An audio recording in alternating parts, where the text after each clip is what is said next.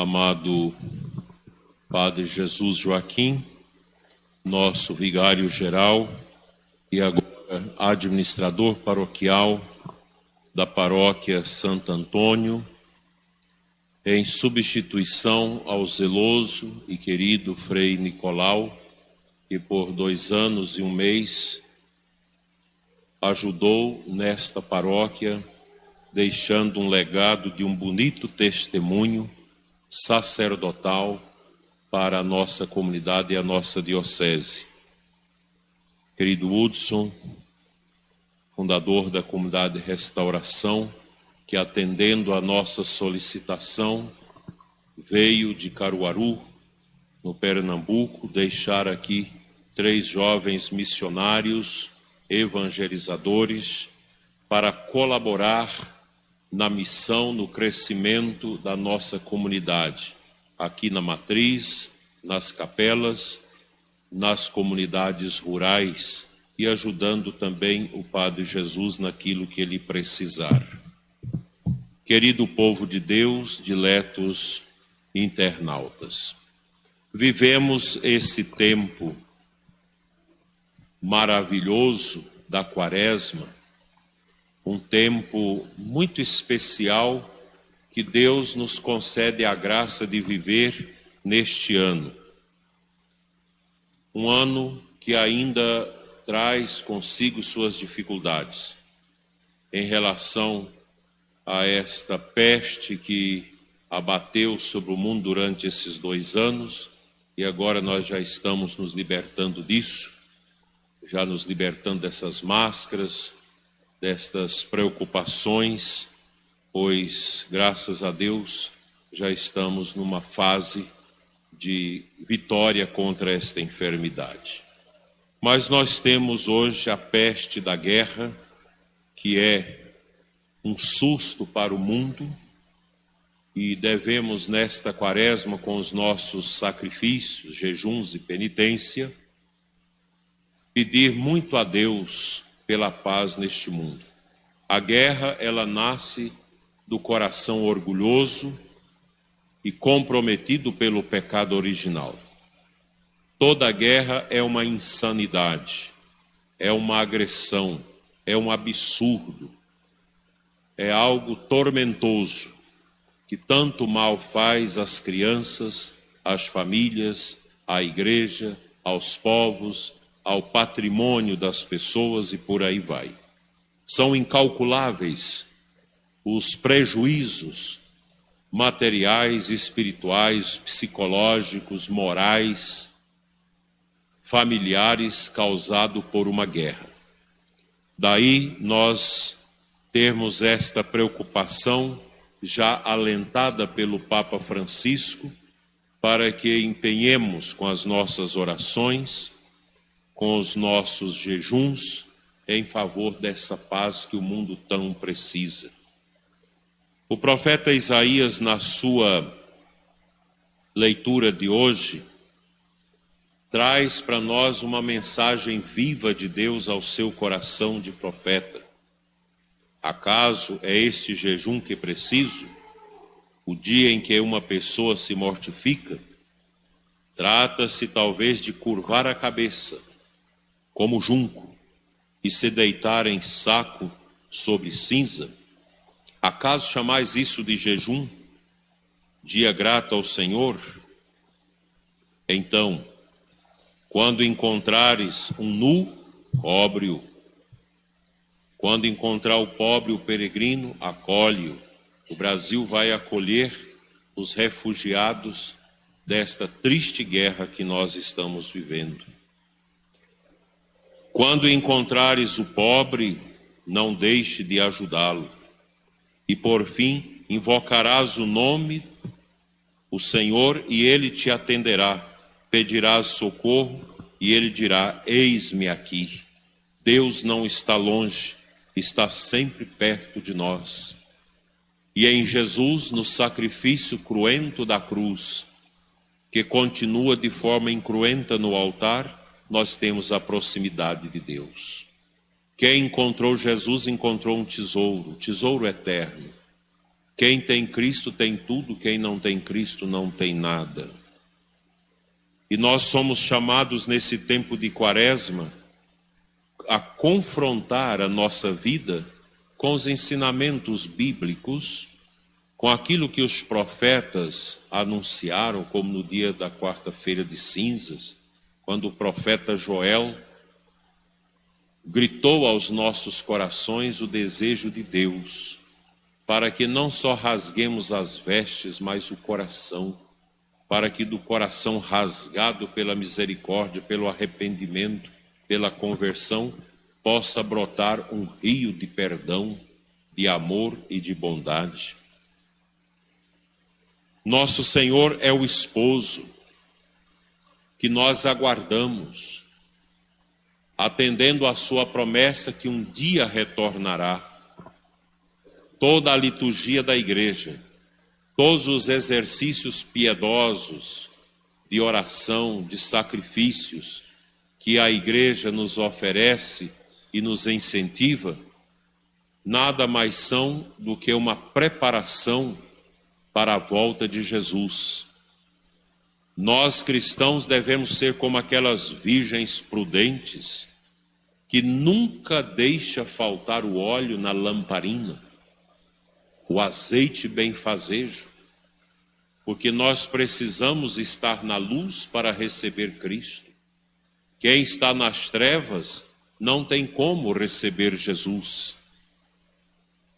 Somente aqueles que se acharem na luz poderão recebê-lo na sua segunda volta.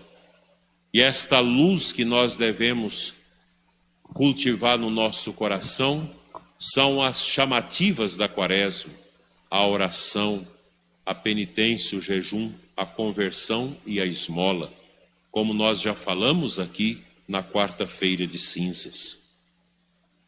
O cristão deve ser alguém que se inclina para a humildade de Cristo e refuta com todas as forças da sua alma o orgulho que Satanás vomita nas almas deste mundo. A nossa humildade se transformará na nossa escada de subida ao céu, enquanto que o orgulho, essa imundície que o demônio inocula na vida das pessoas, torna-se a escada que desce ao porão escuro da condenação. Nós não existimos para a condenação. Deus nos criou por amor, para que possamos neste mundo fazer a nossa prova, sem perder o rumo da fé. E vocês rezaram agora à tarde, tão bonito e tão piedosamente, a Via Sacra aqui na igreja, visitando cada quadro da Via Sacra, cada tema da Via Sacra, configurando suas vidas a Nosso Senhor. Uma vez eu fiz um retiro de 4 dias, sozinho, no mosteiro de Tezê, na Bahia. Sozinho, naquela pobreza daquele mosteiro. E um dia eu dediquei a Via Sacra. A cada hora do dia eu fui vivendo o tema de cada uma das estações. Me fez muito bem. E ao final daquela Via Sacra, eu perguntei para Jesus: onde eu estou? Porque a Via Sacra é a nossa vida. A rejeição, a perseguição, a condenação, as prisões que nós sofremos neste mundo, as dores, aqueles que ajudam a gente a carregar a cruz, aqueles que limpam o nosso rosto, como Verônica limpou o rosto de Jesus, a dor da cruz do dia a dia, os sofrimentos, os medos, as angústias e a morte. Todo o processo da Via Sacra, ele acontece na nossa vida. Para alguns mais intensamente, para outros menos. Mas a Via Sacra, ela acontece na nossa vida. Não só a Via Sacra, mas a vida de Jesus. O nascimento de Cristo tem muito a ver com o nosso nascimento. A vida de Jesus menino, e depois a sua vida pública e o seu oferecimento em martírio no Gólgota para o perdão da humanidade. Daí, visitar a via sacra, nós recebemos também as indulgências parciais e recebemos essa mensagem tão forte da vida de nosso Senhor, exatamente para a gente viver a santidade. É tão bonito ser católico, é tão grande ser cristão, é tão imperioso a gente testemunhar o amor de Deus no trabalho, na família, na igreja. Agora, para que a gente possa viver esses temas poderosos da Quaresma, a gente precisa pensar bem na morte. Se a gente não pensa na morte, se nós não tomamos consciência que a nossa vida é um caminhar para esse resumo, a gente não faz penitência. Os vaidosos deste mundo estão agarrados ao prazer, estão com as suas vidas amarradas às benesses deste mundo, à satisfação dos seus sentidos, à vida dos vícios, de tudo quanto é miséria medonha que nós conhecemos neste mundo. Mas o cristão vai passando por cima de tudo, confessando seus pecados, arrependendo das suas misérias, buscando a unidade com Deus, a amizade com Deus, e deixando que o coração seja tocado pelo sangue de Jesus, o sangue redentor de Cristo.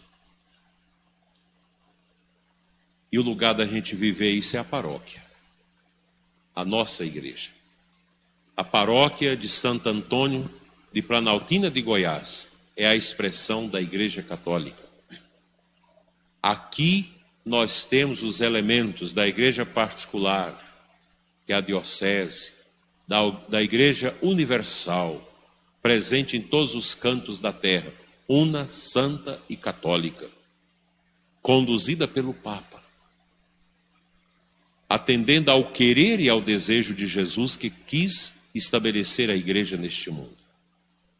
E a igreja, ela é o mistério de Jesus. A igreja não é o Papa, não é o bispo, não é o missionário, não é a religiosa, não é o leigo, não é o que coordena, não. A igreja é a epifania do ressuscitado, é a manifestação da luz de Cristo no mundo. E na igreja nós somos os seus filhos e filhas. Nós entramos no mistério da igreja pelo nosso santo batismo. E os sacramentos são esses combustíveis que Deus vai colocando na lamparina da nossa fé, na candeia da nossa fé, este óleo benfazejo, através da palavra, dos sacramentos, da oração, dos exercícios de piedade que nós vamos vivendo, para que a chama da nossa fé nunca se apague. Um católico de verdade nunca abandona a igreja. Jamais deixará a igreja por causa do mau comportamento de quem quer que seja na igreja. Nunca. Porque a igreja é maior do que o Papa, é maior do que o bispo, do que o padre, do que todos nós.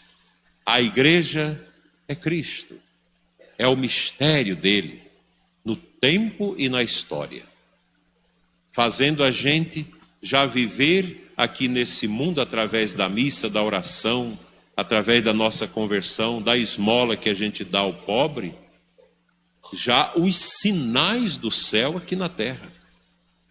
Isso não é brincadeira, isso é profundo.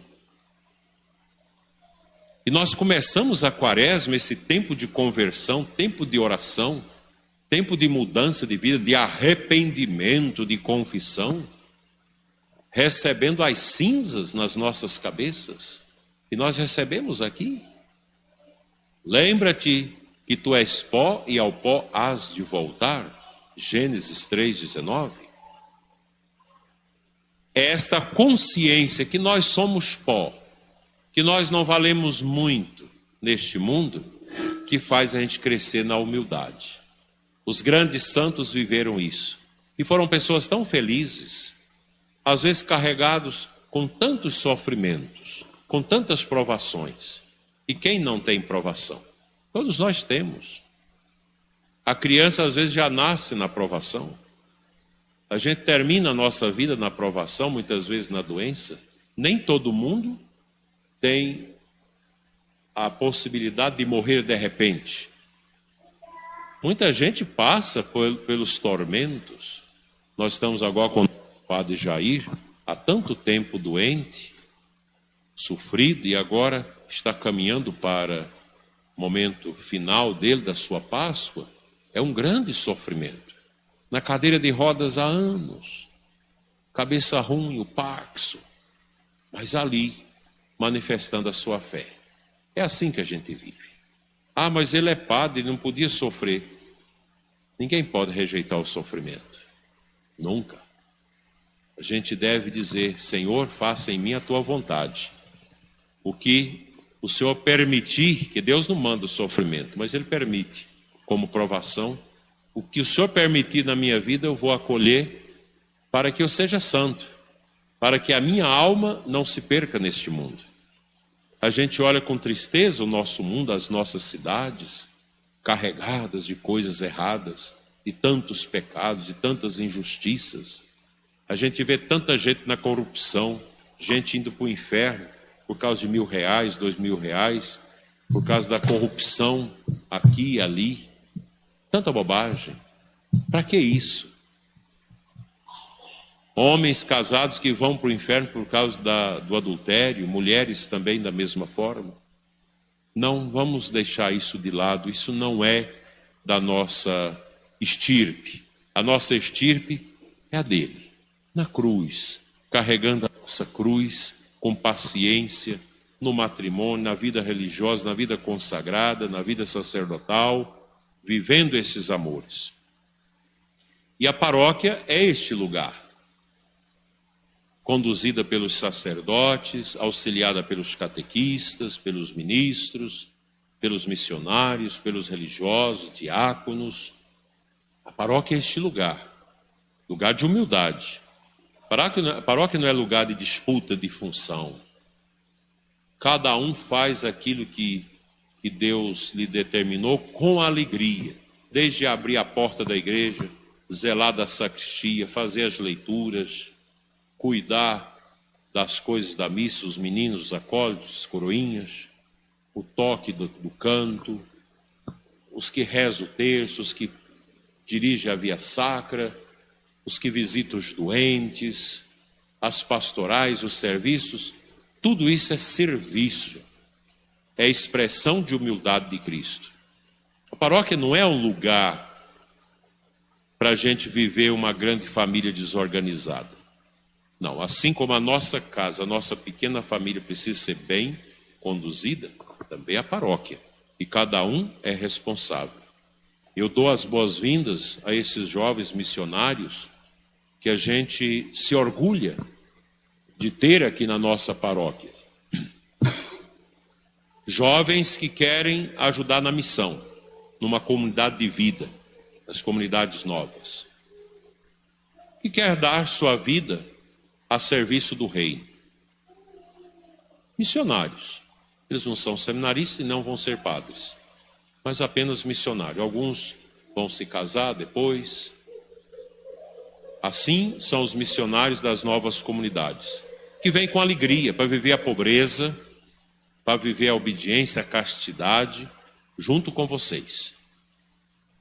E a comunidade vai acolher com muito amor esses jovens que estão aqui para ajudar a comunidade. Eles não vêm para tomar o lugar de ninguém na comunidade.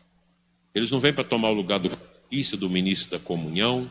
Eles não vêm para tomar o lugar de quem toca na igreja. Mas eles vêm para ajudar. Onde precisa, está ali o missionário.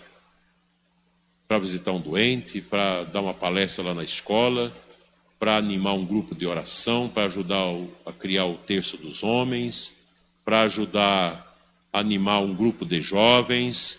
É assim que os missionários são enviados.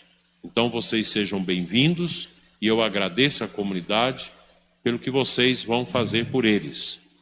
Eles são pobres, são simples. Ah, eu fiz um pão de queijo, vou levar lá um pão de queijo para os missionários. porque as mães deles estão tão longe, nem sabem onde eles estão direito. Eu vou levar um sabonete, eu vou levar um agrado. É assim que a comunidade generosamente ajuda aqueles que deixam tudo para servir. Eles estão aqui para trabalhar na obra, na seara, para servir a Deus. Somente isso, na presa, na simplicidade de Santo Antônio de Pádua. Obrigado também ao nosso querido Padre Jesus, que é um padre incansável, que tem uma missão tão grande, cuidar da sua paróquia, ajudar o bispo na condução da diocese, zelar da folia da roça, que esse ano, se Deus quiser, vai funcionar. É uma pastoral pesada, que você lida aí com 8, 10 mil pessoas, é muita coisa. Mas ele aceitou, eu vou ajudar a comunidade. E o senhor conta também com o bispo, que eu estarei sempre aqui com vocês, naquilo que a gente der conta, até que nós tenhamos um sacerdote para conduzir a comunidade em tempo integral. Que Santo Antônio de Pádua, que tanto amou Nossa Senhora, interceda pela nossa paróquia e a Virgem também, a Santíssima Virgem, para que nós tenhamos muitas bênçãos neste ano e sempre aqui. E que Deus abençoe o nosso querido povo, nossas comunidades, nossas capelas, nossas crianças, adolescentes, jovens, adultos, casais, os doentes e os idosos da nossa comunidade. Nós queremos ser um povo que um dia vai morar no céu. Amém.